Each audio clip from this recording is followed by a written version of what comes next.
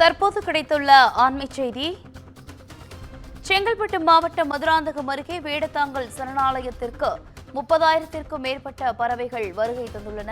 ஆண்மை செய்தியாக பார்த்து வருகிறோம். கூடுதல் விவரங்களோடு இணைகிறார் செய்தியாளர் சக்திவேல். சக்திவேல், வணக்கம். விவரங்கள். நிச்சயமாக வணக்கம் தாரா. செங்கல்பட்டு மாவட்டம் மதுராந்தகம் அருகே உலக அளவில் பழமையான புகழ்பெற்ற சுற்றுலா தலமாக வேடந்தாங்கல் பறவைகள் சரணாலயம் உள்ளது. ஆண்டுதோறும் பல கிலோமீட்டர் தாண்டி இயற்கை மிகுந்த குளிர்ச்சியான சூழ்நிலை, உணவு மற்றும் இனப்பெருக்கம் உள்ளிட்ட பல்வேறு காரணங்களுக்காக பறவைகள் சரணாலயங்களுக்கு வந்து செல்கின்றன.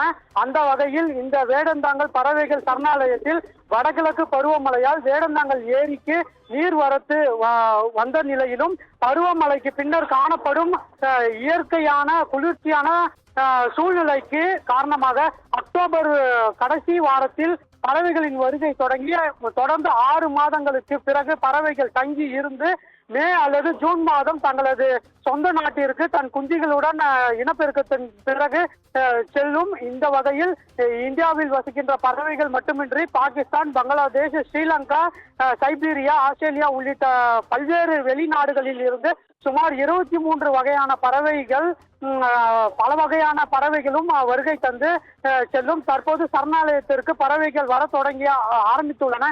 இதுவரையில் சுமார் 30,000க்கும் மேற்பட்ட பறவைகள் வந்துள்ளதாக வனத்துறையினரிடம் தரப்பில் தகவல்கள் பெறப்பட்டுள்ளது.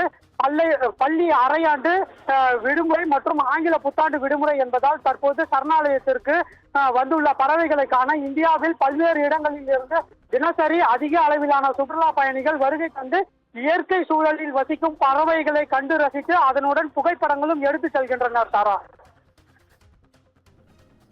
விவரங்களுக்கு நன்றி சக்திவேல்.